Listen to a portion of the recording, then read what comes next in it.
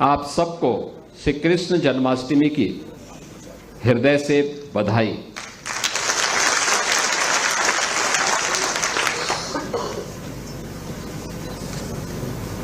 पांच 5000 वर्ष के इतिहास का, भारत के उस पौराणिक इतिहास का आज हम साक्षी बन रहे हैं, जब श्री कृष्ण जन्माष्टमी के अवसर पर देश और दुनिया से आए हुए लाखों श्रद्धालु कितनी भक्तिमय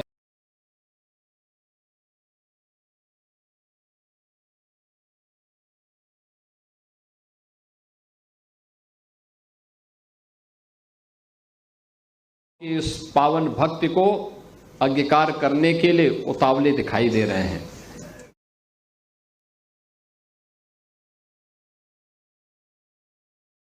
अत्यंत दुर्लभ है और इसलिए इस पावन धरा को कोटि कोटि नमन करते हुए आप सभी को श्री कृष्ण जन्माष्टमी की हृदय से बधाई देता हूं, अपनी शुभकामनाएं देता हूं। ये मेरा सौभाग्य है कि मुझे पिछले कई वर्षों से इन दोनों पावन आयोजनों के साथ जुड़ने का सौभाग्य प्राप्त होता है। श्री कृष्ण जन्माष्टमी में यहां पर भक्तों की सुविधा और सुरक्षा का अवलोकन करने और जन्मभूमि पर दर्शन करने और रंगोत्सव में बरसाना में राधा रानी के मंदिर में दर्शन करने के साथ ही होली के उत्सव का साक्षी बनने का भी मुझे अवसर प्राप्त होता है। ये हमारा दायित्व बनता है कि आदरणीय प्रधानमंत्री जी ने जो प्रेरणा हम सबको दी है, वह प्रेरणा है भारत दुनिया के अंदर अपनी आध्यात्मिक विरासत के साथ ही अत्याधुनिक विकास के एक बेहतरीन संगम के रूप में अपने आप को स्थापित करे। आध्यात्मिक विरासत पर पूरी दुनिया आज शोध करने के लिए उतावली दिखाई दे रही है। विश्व मानवता को जब भी संकट के दौर से उभरना होगा, वह भारत की इस आध्यात्मिक विरासत को ही अपने जीवन का हिस्सा मान करके ही अस्थायी शांति और सौहार्द की परिकल्पना को आगे बढ़ा सकता है। और उसे आगे बढ़ाने के लिए यह सौभाग्य हम सबको प्राप्त हुआ है। आज हमारे माननीय जनप्रतिनिधियों के प्रयास से,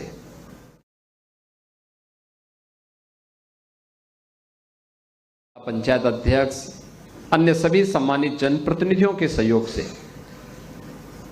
जो भी प्रस्ताव यहां के लिए स्वीकृत हुए,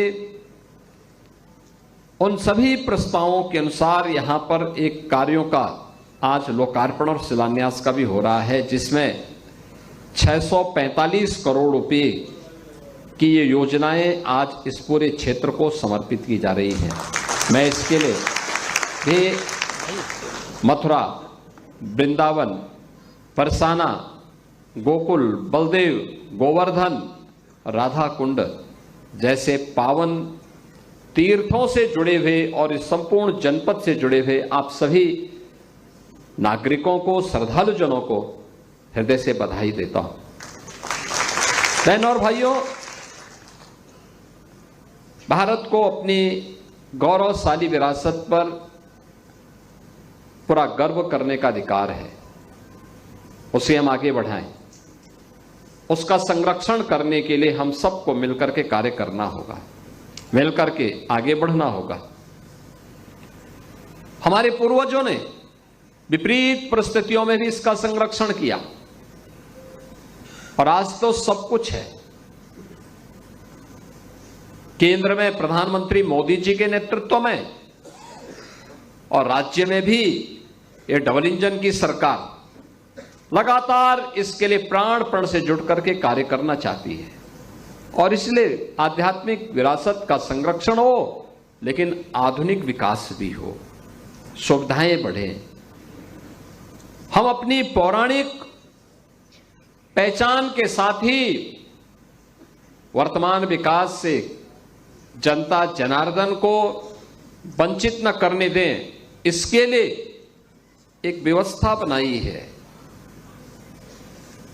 मैंने इस बारे में कहा था कि मथुरा वृंदावन के साथ साथ सभी तीर्थों की समग्र विकास के साथ ही श्रद्धालुओं की सुविधा, उनकी सुरक्षा को सर्वोच्च प्राथमिकता देते हुए एक बड़ी कार्य योजना बननी चाहिए मथुरा वृंदावन आदि तीर्थों की दिशा, और उस पर हमारा मंथन चल रहा है, कार्रवाई प्रारंभ होने वाली है।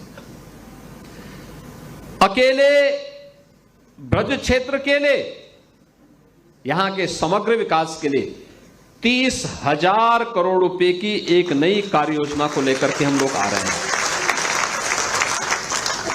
हमारा ब्रज क्षेत्र फिर से द्वापर की स्मृतियों को ताजा करेगा। जिस ब्रज क्षेत्र में रह करके अपना पूरा जीवन समर्पित भाव के साथ हमारे पूज्य संतों ने श्री कृष्ण की भक्ति के लिए, श्री राधा जी की भक्ति के लिए, इन पावन तीर्थों के संरक्षण के लिए अपने आप को समर्पित किया है, उन भावनाओं को सम्मान करने के लिए सरकार आज प्रतिबद्धता के साथ कार्य कर रही है। बहनों और भाइयों, इसके लिए लगातार प्रयास हो रहे हैं। आपने देखा होगा एक एक करके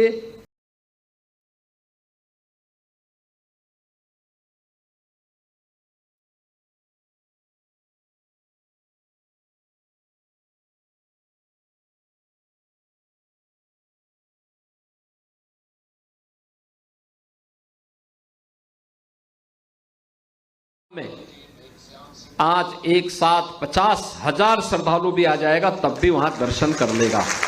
और महाकुंभ के दौरान इस सावन मास में 8 से 10 लाख श्रद्धालु प्रतिदिन वहां दर्शन किया है। 8 से 10 लाख श्रद्धालु। आज से 5 वर्ष पहले, 6 वर्ष पहले कोई ये मानता था कि अयोध्या में इतना विकास हो जाएगा? श्री राम मंदिर निर्माण के बारे में लोग कहते थे, रे ये सब केवल एक जुमला है। जिन लोगों ने जीवन भर जुमला ही पढ़ा है उनको ये भी संकल्प जुमला लगता था। लेकिन बहनों और भाइयों, आज आप देख रहे होंगे अयोध्या धाम में श्री राम जन्मभूमि पर भव्य मंदिर बन चुका है। रामलला फिर से विराजमान हो गए हैं। अयोध्या त्रेता युग के स्मरण करा रही है।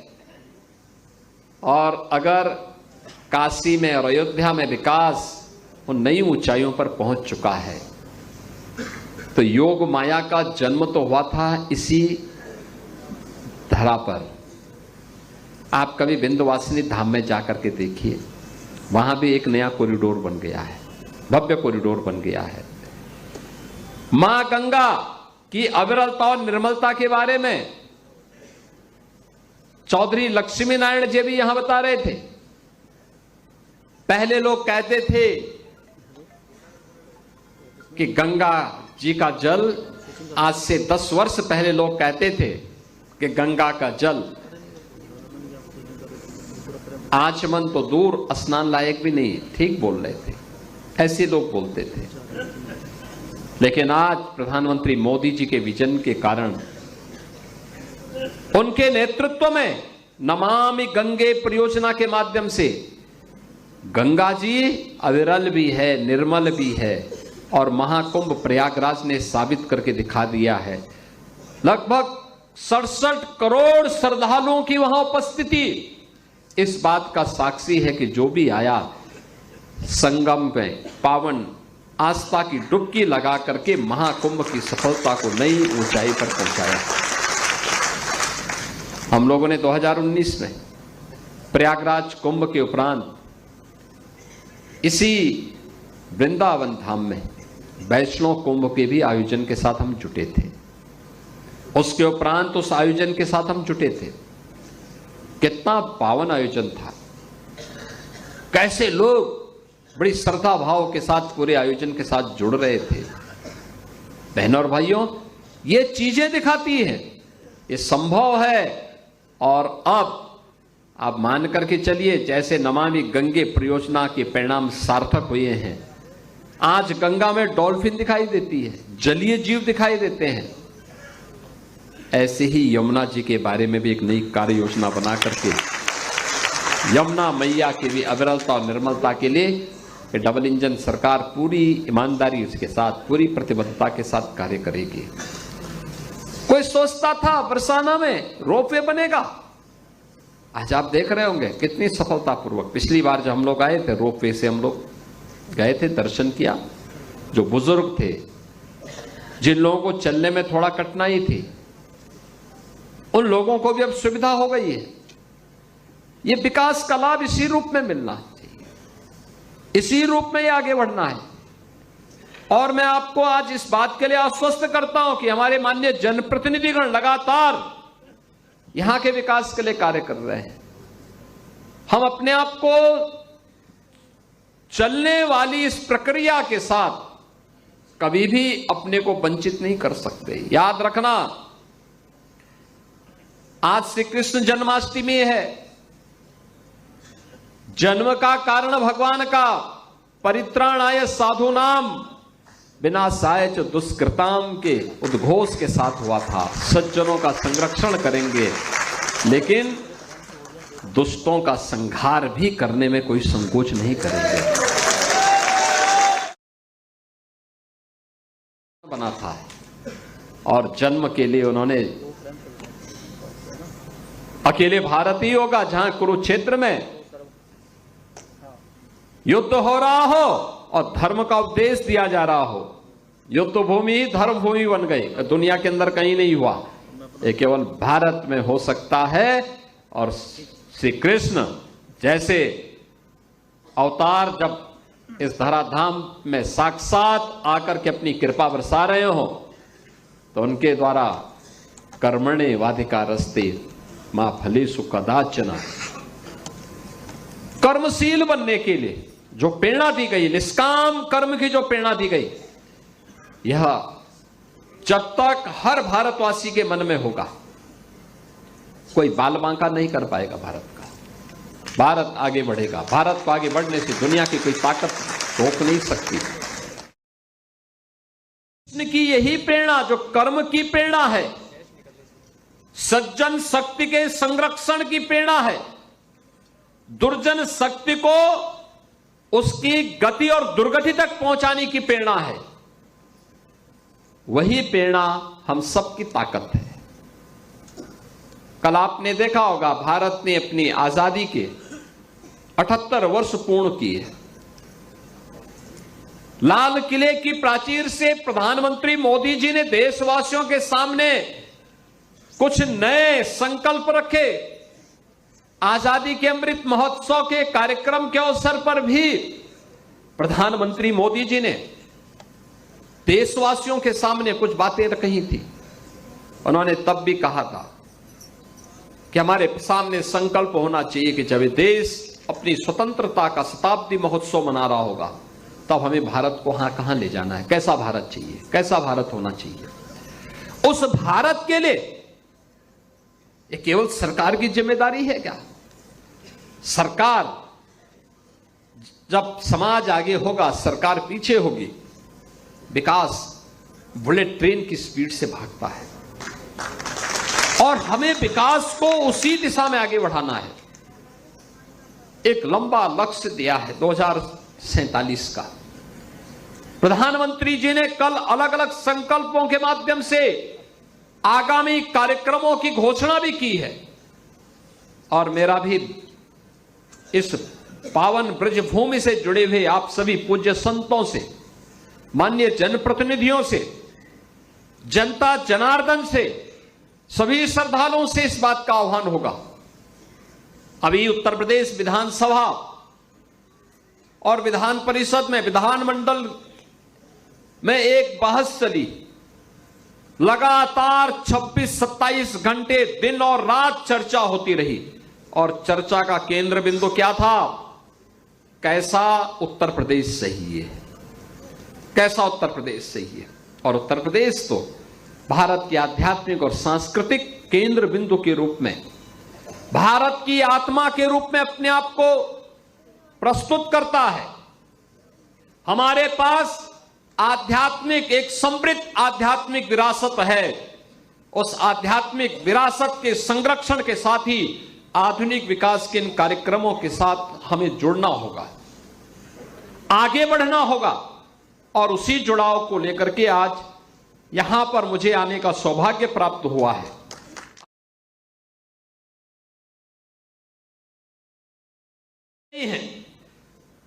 मुझे बताते हुए प्रसन्नता है कि यहां पर मार्गों के लोकार्पण के कार्यक्रम भी संपन्न हो रहे हैं और साथ ही यहां पर पांचजन्य जैसे प्रेक्षागृह भी। अब यहां पर आप बैठ करके कथा भी कर सकते हैं, भजन कीर्तन भी कर सकते हैं।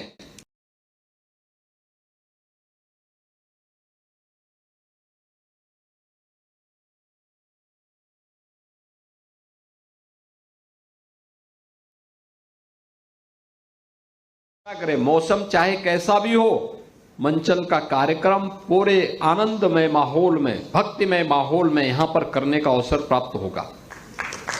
आज का ये कार्यक्रम यहां पर इन सभी के साथ हम सबको जोड़ता है, चाहे वह परिक्रमा मार्ग का हो, चाहे वह यहां के बड़े बड़े मार्गों के निर्माण का हो, यहां पर प्रवेश द्वारों और कुंडों के फसाड लाइटिंग का है, यहां पर अन्य श्रद्धालुओं की सुविधा से जुड़े हुए और यहां के विकास से जुड़े हुए जो अन्य तमाम महत्वपूर्ण स्थल हैं, स्वास्थ्य से, शिक्षा से, कनेक्टिविटी से, जल संरक्षण से, पर्यावरण संरक्षण से और यहां के विकास से जुड़े हुए इन सभी परियोजनाओं के लिए मैं आज आप सभी को एक बार श्री कृष्ण जन्माष्टमी के इस उपहार के लिए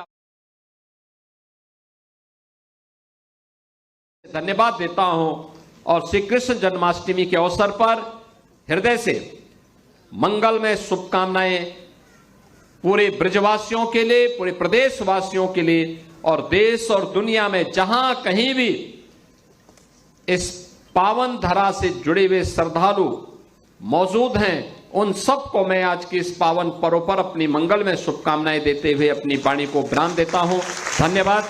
जय हिंद।